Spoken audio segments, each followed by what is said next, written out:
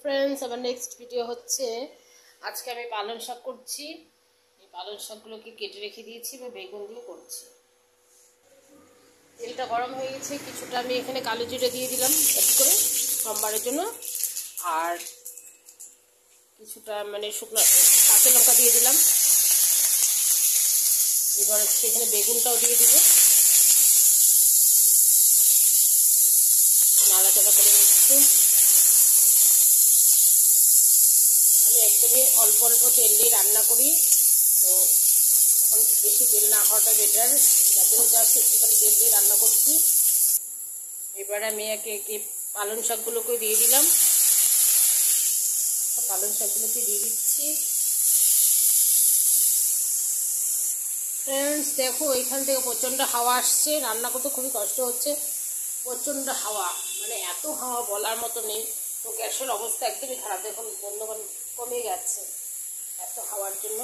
তো যাই হোক, এটা এখন আমার দেওয়া হয়ে গেছে পালং শাকটা। আমি এটাকে এখন বেগুন দিয়ে ভালো করে নাড়াচাড়া করে নিচ্ছি। কাঁচা লঙ্কা দেওয়া হয়ে গেছে, সঙ্গে থাকুন। এবার আমি কিছুটা নুন দিয়ে দিচ্ছি, এখানটা নুন, তারপর হচ্ছে একটু হলুদ গুঁড়ো দিয়ে ভালো করে একটু নাড়াচাড়া করে নিচ্ছি।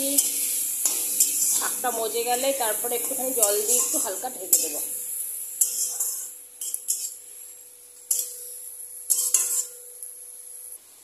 জাস্ট একটু জল দিয়ে আমি ঢেকে দিলাম।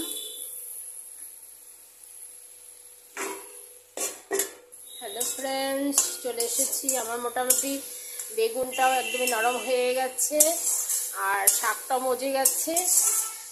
এইভাবে আমি পালং শাক রান্না করি। এগুলো দেখুন কেমন করে রান্না করি, এইভাবে খেতে পারো। আবার তাছাড়া আপনারা একটু ডালে বড়ি দিয়েও খেতে পারেন, সব রকমই খাওয়া যায়। কাঁচা লঙ্কাটা একটুখানি করে দিচ্ছি, তবে একটু ঝাল ঝাল হবে।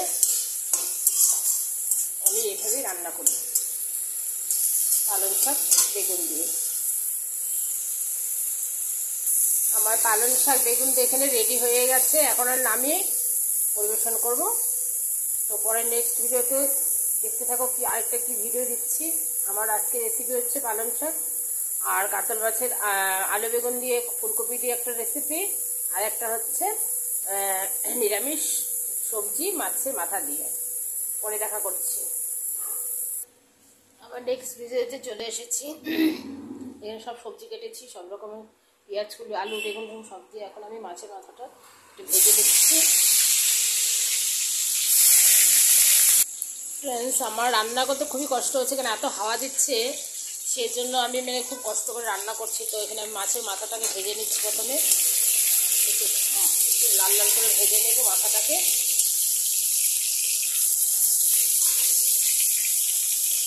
আমার মাছের মাথাটা ভাজা হয়ে গেছে, এবার আমি নামিয়ে দিব। তারপরে হচ্ছে এই সবজিটা ঢেলে দিব। এবার আমার মাছটা ভাজা হয়ে গেছে, একদম মচমচা করে ভাজা করে নিয়েছি। দেখুন মাছের মাথা ভাজা হয়ে গেছে। রোল করে দেবে। হ্যালো ফ্রেন্ডস, এবার আমি এখানে কিছুটা এই কালো জিরা দিয়ে দিলাম। আর কালো জিরা আমি ফোড়নে বেশি ব্যবহার করি। কালো জিরা হলো হার্টের জন্য খুবই ভালো, সেজন্য আমি কালো জিরাটা ইউজ করি। তো এবার আমি এই সবজিগুলোকে দিয়ে দিচ্ছি, সবজিগুলোকে দিয়ে দেবো।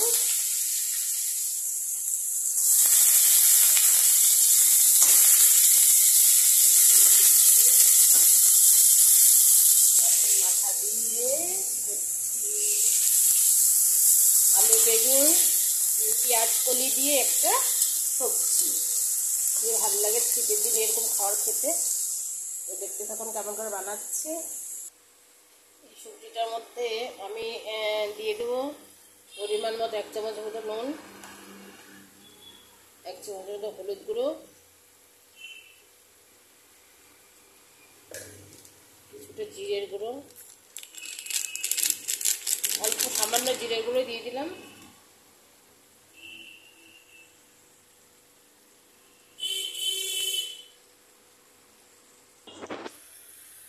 তারপরে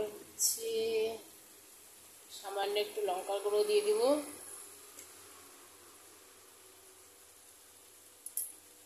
এবার এটাকে আমি ভালো করে নাড়াচাড়া করে নিচ্ছি। প্রচণ্ড হাওয়া ফ্রেন্ডস, দেখো একদম নেমে নেমে যাচ্ছে। এত হাওয়ার জন্য না রান্না করতে খুবই কষ্ট হচ্ছে, কারণ জানলার ধারে রান্নাঘর হলে মানে গ্যাসটা রেখেছি, খুবই কষ্ট হচ্ছে, এত হাওয়া। এবার আমার পেঁয়াজ কুলি আলু বেগুন দিয়ে চচ্চড়ি একটু যখন একটু নরম হয়ে যাবে তারপর একটু আমি মাথাগুলোকে দিয়ে দেবো। ঠান্ডার দিনে এরকম রেসিপি আপনার বাড়িতে বানিয়ে খেতে পারেন, খুবই ভালো লাগে, খুবই টেস্টি লাগবে, দারুণ টেস্টি।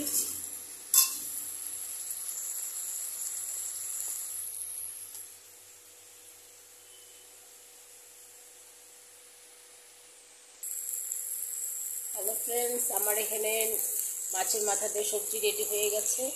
এবার আমি মাছের মাথাগুলো কীভাবে ঢেলে দেবো, হালকা একটু নাড়াচাড়া করে নিচ্ছি।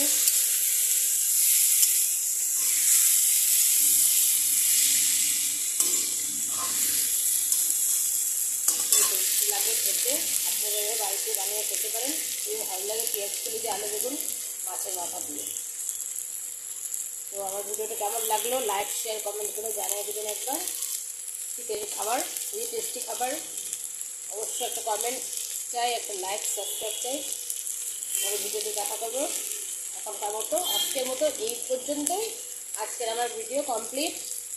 আমার গোপাল সোনার ভিডিও আমি ছেড়েছি সকালবেলা, সেগুলো আপনারা একবার লাইক সাবস্ক্রাইব করে দিবে। তো আমার কিচেনেরটাও কমপ্লিট হয়ে গেল। পরে ভিডিওতে দেখা করছি। Next video, bye, thank you, bye by.